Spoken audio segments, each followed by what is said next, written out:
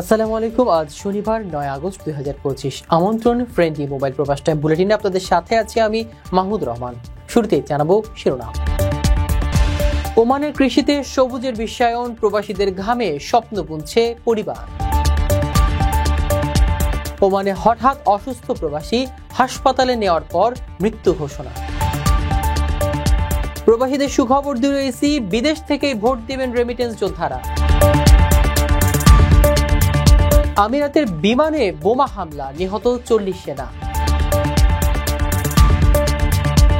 বিমানের সব টয়লেট নষ্ট, মাঝ আকাশ থেকে ঢাকায় ফিরল ফ্লাইট। মালয়েশিয়ার নারিকেল বাগানে অভিযান, নারী সহ 6 বাংলাদেশি গ্রেফতার। বিমানে শনির দশা, বড় ধরনের দুর্ঘটনা শঙ্কা। ওমানে সাড়া ফেলেছে বাংলাদেশের পাঁচের ব্যাগ, ভাগ্য খুলছে আসমার। দর্শক দেখছিলেন শিরোনাম, এবারে পুরো খবর। ওমানের সেরা রেট দিচ্ছে বাংলাদেশি প্রতিষ্ঠান গালফ এক্সচেঞ্জ। প্রিয়জনকে টাকা পাঠাতে আজই আসুন আমাদের যে কোনো ব্রাঞ্চে অথবা কল করুন স্ক্রিনে দেয়া নাম্বারে। গালফ এক্সচেঞ্জ, বাংলাদেশিদের প্রিয় এক্সচেঞ্জ। প্রখর রোদ আর মরুভূমির কঠিন পরিবেশ উপেক্ষা করে ওমানে কৃষি ক্ষেত্রে সবুজ বিস্ময় গড়ে তুলেছে প্রবাসী বাংলাদেশিরা। ভোর থেকে রাত অবধি অক্লান্ত পরিশ্রমে তারা ফলাচ্ছে খেজুর, সবজি, ফল ও শস্য। তাদের ঘামে মরুর মাটি আজ সবুজে ভরে উঠেছে। বাম্পার ফলনে সমৃদ্ধ হয়েছে ওমানের বাজার। বিস্তারিত দেখুন আমাদের ওমান প্রতিনিধি জসিম উদ্দিনের রিপোর্টে। আমার এই ভাই বাগানে কাজ করেন, দেখেন তার শরীরের অবস্থা দেখেন।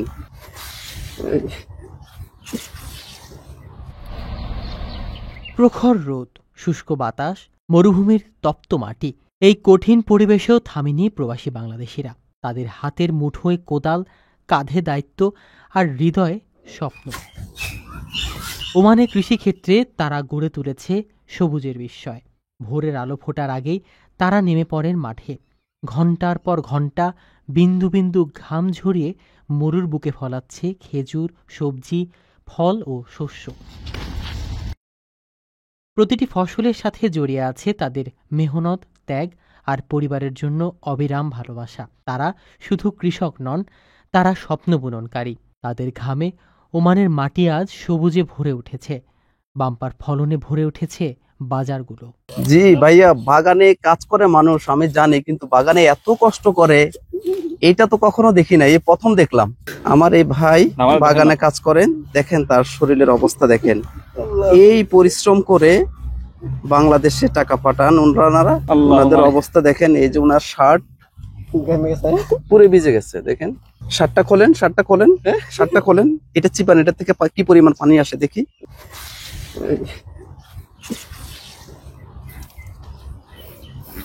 এখানে কত টাকা বেতন পান? এখানে 100 টাকা বেতন দেওয়া হয়। ভাই আমার নাম তারেক আহমদ।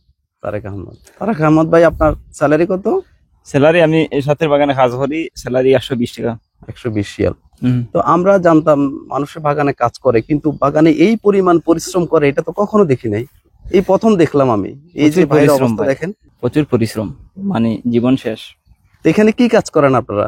খেজুর বাগানে কাজ করি। খাজুর বাগান আছে, এরপরে গরু ছাগল আছে, উট আছে, মুরগি আছে, হাঁস মুরগি আছে, এগুলো সবগুলো আছে। যারা নতুন করে বিদেশে আসতে চায় তাদের জন্য কিছু বলেন। তারা মানে যাচাই করে আইতে আর কি, মানে বিচার যাচাই করে আইতে পারবো, কাজ কাম কি অবস্থা এগুলো যাচাই করে তারপরে আবার দরকার। ভিসা মেডিকেল এখন সুর শহরেই, আর নয় দীর্ঘ লাইন কিংবা ঘন্টার পর ঘন্টা অপেক্ষা। শনি থেকে বৃহস্পতি সকাল 8টা থেকে রাত 9টার মধ্যে চলে আসুন জেকি মেডিকেল সেন্টার, বড় ভবন মসজিদের পাশে, অথবা যোগাযোগ করুন স্ক্রিনে দেয়া নাম্বারে। ওমানের সোহার এলাকায় হঠাৎ অসুস্থ হয়ে মারা গেছেন চট্টগ্রামের বোয়ালখালীর প্রবাসী কুতুবুদ্দিন। দীর্ঘ 23 বছর ধরে সেখানে রেস্টুরেন্ট ব্যবসা করলেও সম্প্রতি ধার দেনার কারণে তিনি মানসিক চাপে ভেঙে পড়েছিলেন। প্রবাসীরা দেশের অর্থনীতির জন্য গুরুত্বপূর্ণ অবদান রাখলেও তাদের স্বাস্থ্য, নিরাপত্তা ও মানসিক সহায়তায় কার্যকর উদ্যোগে ঘাটতি রয়েছে। ওমানের সোহার এলাকায় হঠাৎ অসুস্থ হয়ে মারা গেছেন চট্টগ্রামের বোয়ালখালী উপজেলার প্রবাসী কুতুবুদ্দিন। শুক্রবার 8 আগস্ট সকাল 7:30টার দিকে অসুস্থ হয়ে পড়লে স্থানীয়রা দ্রুত তাকে হাসপাতালে নিয়ে যান। তবে কর্তব্যরত চিকিৎসক তখন তাকে মৃত ঘোষণা করেন। কুতুবুদ্দিন উপজেলার পূর্ব কদুখালী ইমামনগর গ্রামের নূর আহমদ জমাদার বাড়ির মরহুম দেলোয়ার হোসাইনের ছেলে।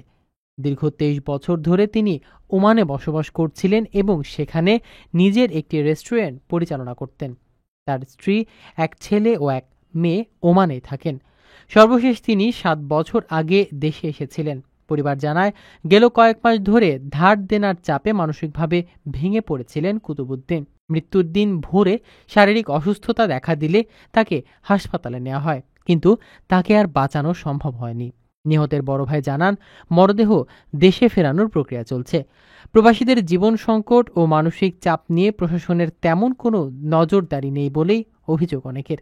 প্রবাসীরা দেশের অর্থনীতির জন্য গুরুত্বপূর্ণ অবদান রাখলেও তাদের স্বাস্থ্য, নিরাপত্তা ও মানসিক সহায়তার কার্যকর উদ্যোগের ঘাটতি রয়ে গেছে।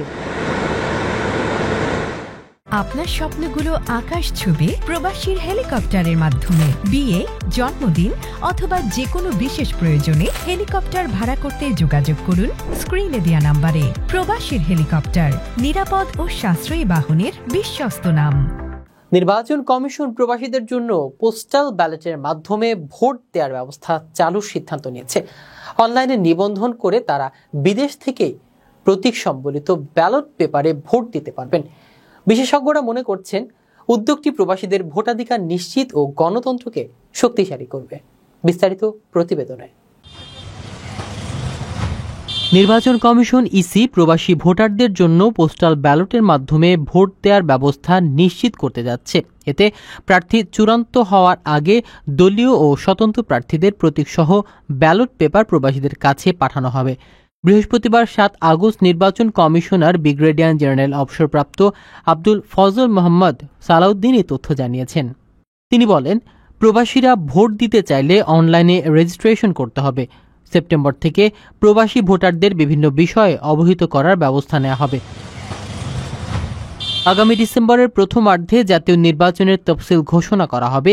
31 অক্টোবর পর্যন্ত যারা ভোটার তালিকাভুক্ত হবেন তারা আগামী নির্বাচনে ভোট দিতে পারবেন। এদিকে প্রধান উপদেষ্টা অধ্যাপক মোহাম্মদ ইউনূস মন্ত্রী পরিষদ সভায় বলেন, একটি সুষ্ঠু নির্বাচন নিশ্চিত করাই অন্তর্বর্তী সরকারের প্রধান কাজ। তিনি বলেন, সুষ্ঠু ও নিরপেক্ষ নির্বাচন দেশের গণতন্ত্রের জন্য অপরিহার্য। নির্বাচন কমিশন সূত্রে জানা গেছে, এই পদক্ষেপের মাধ্যমে প্রবাসী ভোটারদের জন্য ভোট দেওয়া সহজ ও স্বচ্ছ হবে। পাশাপাশি দেশের ভোট প্রক্রিয়ায় প্রবাসীদের অংশগ্রহণ বাড়িয়ে জাতীয় গণতন্ত্রের বিকাশে ভূমিকা রাখবে। প্রবাসীরা অনলাইনের মাধ্যমে ভোটাধিকার প্রয়োগে সক্ষম হবে। প্রিয় প্রবাসী, আপনার নিরাপদ ভবিষ্যতের জন্য অর্ধেক দামে আজই ফ্ল্যাট বুকিং করুন। ঢাকায় প্রবাসী সিটি দিচ্ছে সীমিত সময়ের স্পেশাল অফার। জমি ও ফ্ল্যাট একসাথে। যোগাযোগ করুন স্ক্রিনে দেওয়া নম্বরে। সুদানের দারফুরে সংঘর্ষের জের ধরে আরএসএফ নিয়ন্ত্রণাধীন বিমানবন্দরে সংযুক্ত আরব আমিরাতের একটি বিমান হামলার শিকার হয়েছে। সেখানে অন্তত 40 জন নিহত হয়েছে। হামলায় কলম্বিয়ার ভাড়াটে যোদ্ধা ও সামরিক সরঞ্জাম পরিবহনটির বিমানটি ধ্বংস হয়। সংযুক্ত আরব আমিরাত এই হামলার অভিযোগ স্বীকার না করলেও কলম্বিয়া নিহতদের ব্যাপারে তদন্ত শুরু করেছে। বিস্তারিত প্রতিবেদনে। সুদানের বিমান বাহিনী সংযুক্ত আরব আমিরাতের একটি বিমানে বোমা হামলা চালিয়েছে। কলম্বিয়ান ভাড়াটে সৈন্য বহনকারী বিমানটি দারফুরের আধা সামরিক র্যাপিড সাপোর্ট ফোর্সের নিয়ন্ত্রিত একটি বিমানবন্দরে অবতরণের সময় বোমা মেরে সেটি ধ্বংস করা হয়। সেনাবাহিনীর সাথে সংযুক্ত রাষ্ট্রীয় টেলিভিশন জানিয়েছে, বুধবার গভীর রাতে এই হামলায় কমপক্ষে 40 জন নিহত হয়েছে। সুদানের সামরিক সূত্র এএফপিকে জানিয়েছে, বিমানটি উপসাগরীয় একটি ঘাঁটি থেকে উড্ডয়ন করেছিল এবং র্যাপিড সাপোর্ট ফোর্সের জন্য বিদেশি যোদ্ধা আনছিল। বিমানবন্দরটি বর্তমানে আরএসএফ এর নিয়ন্ত্রণে রয়েছে। সেখানে 2023 সালের এপ্রিল থেকে সেনাবাহিনী ও আধা সামরিক বাহিনীর মধ্যে তীব্র সংঘর্ষ চলছে। সংযুক্ত আরব আমিরাতের এক কর্মকর্তা এএফপিকে বলেন, বিমান ধ্বংসের অভিযোগ মিথ্যে। অপরদিকে আরএসএফ এখনও এ বিষয়ে কোনো মন্তব্য করেনি। কলম্বিয়ার প্রেসিডেন্ট গুস্তাভো পেত্রো এক্সে পোস্ট দিয়ে জানান, হামলায় কতজন কলম্বিয়ান নাগরিক নিহত হয়েছেন তা জানার জন্য তদন্ত চলছে। তিনি নিহতদের মরদেহ দেশে ফিরিয়ে আনার প্রতিশ্রুতিও দেন। দারফুরে চলমান ও সংঘাত ইতোমধ্যেই হাজারো মানুষের প্রাণ কেড়েছে এবং মানবিক পরিস্থিতি চরমভাবে অবনতির দিকে ঠেলে দিয়েছে। আকর্ষণীয় রেট ও দারুণ সব ডাটা বান্ডেল পেতে আজই ব্যবহার করুন ফ্রেন্ডলি সিম। বিমান বাংলাদেশ এয়ারলাইন্সের আবুধাবিগামী BG327 ফ্লাইটের টয়লেট ত্রুটির কারণে মাঝ আকাশ থেকে ঢাকায় ফিরে এসেছে। একই দিনে ব্যাংককগামী BG388 ফ্লাইট ইঞ্জিনের সমস্যায় ফেরত আসে। এ অবস্থায় বিমান কর্তৃপক্ষ পুনরায় বিমানগুলোর রক্ষণাবেক্ষণে বিশেষ নজর দিচ্ছে। বিমান বাংলাদেশ এয়ারলাইন্সের আবুধাবিগামী BG327 ফ্লাইট মাঝ আকাশ থেকে ঢাকায় ফিরতে বাধ্য হয়েছে টয়লেটে ত্রুটি দেখার কারণে। বুধবার 7 আগস্ট রাত 12টা 23 মিনিটে হযরত শাহজালাল আন্তর্জাতিক বিমানবন্দর থেকে উড্ডয়নের প্রায় 1 ঘণ্টা পর বিমানের 3টি টয়লেটের ফ্ল্যাশ বিকল হয়ে পড়ে। যাত্রীদের অস্বস্তি বিবেচনায় পাইলট ফেরার সিদ্ধান্ত নেন এবং রাত 1টা 31 মিনিটে বিমানটি নিরাপদে অবতরণ করে। বিষয়টি নিশ্চিত করেছেন বিমানবন্দরের জনসংযোগ ব্যবস্থাপক আল মাসুদ খান। এর আগে একই দিনে ব্যাংককগামী BG388 ফ্লাইটও ইঞ্জিনে অতিরিক্ত কম্পন শনাক্ত হওয়ায় মিয়ানমারের আকাশ থেকে ফিরেছিল। গত 20 দিনে এটি ছিল বোয়িং উড়োজাহাজে ষষ্ঠ ত্রুটি।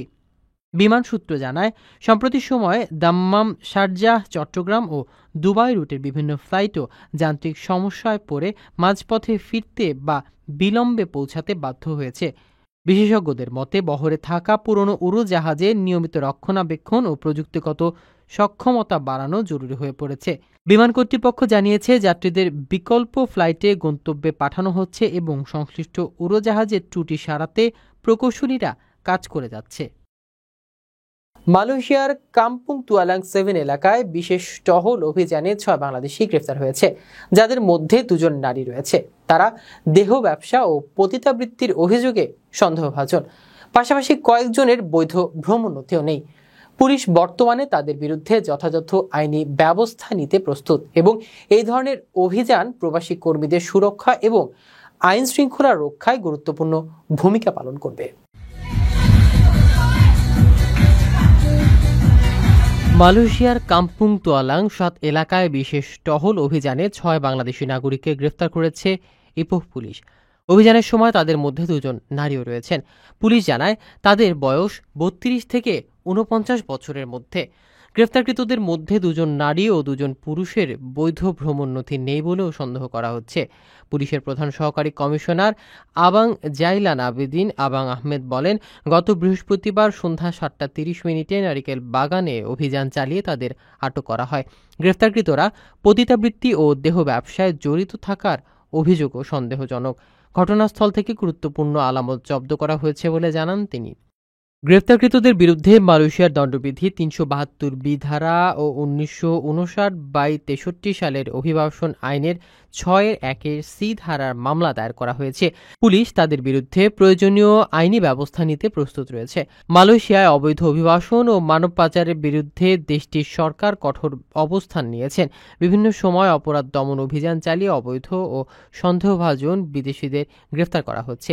এ ধরনের অভিযান প্রবাসী কর্মীদের সুরক্ষা ও আইন শৃঙ্খলা রক্ষায় গুরুত্বপূর্ণ ভূমিকা পালন করে। বিমান বাংলাদেশ এয়ারলাইন্সের যান্ত্রিক ত্রুটির ঘটনা দিন দিন বেড়ে চলছে, যা যাত্রীদের জন্য ব্যাপক দুর্ভোগ সৃষ্টি করেছে। মেরামত শেষে বিমান ত্রুটি ধরা পড়ায় ফ্লাইট মাঝপথে ফিরেও আসছে, শিডিউল বিপর্যয় হচ্ছে এবং যাত্রীরা হচ্ছে ক্ষুব্ধ। বেবিচেকের তত্ত্বাবধানে তদন্ত কমিটি গঠন করা হলেও প্রশাসন ও বিমান কর্তৃপক্ষের দায়িত্বজ্ঞানহীনতা এবং অবহেলা এখন সমস্যার মূলে চলে যাচ্ছে। সংশ্লিষ্টদের উচিত অবিলম্বে সুষ্ঠু পদক্ষেপ নিয়ে যাত্রী নিরাপত্তাকে সর্বোচ্চ প্রাধান্য দেয়া।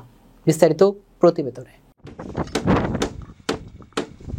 বিমান বাংলাদেশ এয়ারলাইন্সে সম্প্রতি যান্ত্রিক ত্রুটির ঘটনা বৃদ্ধি পেয়েছে, যা যাত্রীদের জন্য বড় ধরনের দুর্ভোগের কারণ। গত এক মাসের মধ্যে অন্তত 16টি ফ্লাইটে বিভিন্ন যান্ত্রিক সমস্যা ধরা পড়েছে, যার ফলে কিছু ফ্লাইট গন্তব্যে পৌঁছাতে না পেরে মাঝ আকাশ থেকে কিংবা রুটের মাঝ পথে ফিরে আসতে হয়েছে।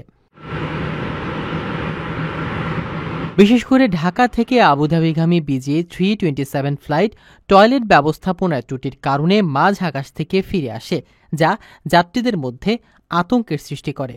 বিমান কর্তৃপক্ষ জানিয়েছে, হ্যাঙ্গারের কর্মকর্তা প্রকৌশলীরা দায়িত্বের অবহেলা করছেন এবং মেরামতের পর যথাযথ মান নিয়ন্ত্রণ পরীক্ষার অভাবও রয়েছে। এছাড়া বিমান প্রকৌশল বিভাগের অনেক কর্মকর্তা পর্যাপ্ত কারিগরি দক্ষতা ছাড়াই দায়িত্ব পালন করছেন বলে অভিযোগ উঠেছে। এ অবস্থায় অনেক সময় মেরামত শেষে বিমানের যান্ত্রিক ত্রুটি প্রকাশ পায়, যা ফ্লাইট শিডিউল বিঘ্নিত করে এবং যাত্রীদের ক্ষোভের কারণ হয়। বেসামরিক বিমান চলাচল কর্তৃপক্ষ বিবেচকের chairman air vice marshal Hasan Mahmud Siddique জানিয়েছেন, ফ্লাইট ফেরত আসার কারণগুলি তদন্ত করা হচ্ছে এবং একটি বিশেষ কমিটি গঠন করা হয়েছে। ভবিষ্যতে যে কোনো ফ্লাইটের আগে পূর্ণাঙ্গ কারিগরি পরীক্ষা বাধ্যতামূলক আরোপ করা হবে। তবে অবাক করার বিষয়, এসব দীর্ঘমেয়াদী সমস্যা ও বারবারের দুর্ভোগ সত্ত্বেও প্রশাসন কিংবা বিমান বাহিনীর শীর্ষ কর্মকর্তাদের কোনো তাৎক্ষণিক বা শক্তিশালী পদক্ষেপ নেয়ার নজির দেখা যায়নি। তাদের দায়িত্বজ্ঞানহীনতা এবং উদাসীনতা বিমান সেবার মান হ্রাসের বড় বাধা হয়ে দাঁড়িয়েছে। সময়ের দাবি, সংশ্লিষ্ট কর্তৃপক্ষ এই সংকটকে গুরুত্ব দিয়ে দ্রুত কার্যকর ব্যবস্থা গ্রহণ করুন, কারণ যাত্রীদের জীবন নিরাপত্তা নিশ্চিত করাই সর্বোচ্চ অধিকার হওয়া উচিত।